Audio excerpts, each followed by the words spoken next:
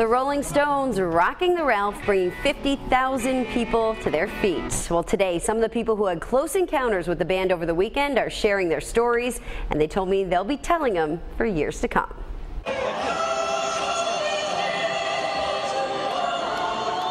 It was a moment that gave the audience chills. A local choir on stage at Saturday's Rolling Stones concert.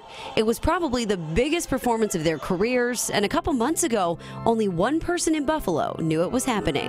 It was a big surprise, and even harder to keep it a secret for so long. Calvary Episcopal Church music director Alex Benestelli was asked if his choir would perform. Of course he said yes, then had to tell the members. I waited purposely to the end of rehearsal one night, and I just told them exactly what we were doing. We were singing "You Can't Always Get What You Want" with the Rolling Stones, and there was some disbelief, but a lot of screaming and shouts of joy. After practicing for 5 weeks, the choir made it to Ralph Wilson Stadium for a sound check, then a rehearsal with the band, and finally the big show. We each had earpieces, and so you hear the pitch in your ear, and you get the tempo, and you're off.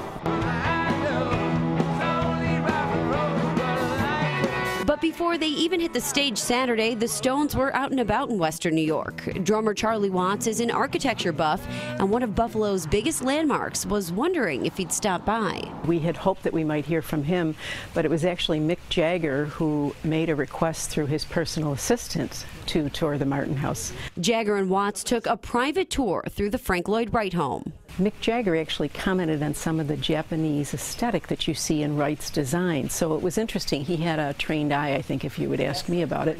The group spent about an hour touring and taking photos. The executive director is hoping the visit brings even more people out to see the landmark. When folks hear that Mick Jagger went to the Martin House, that's a pretty good marketing tool.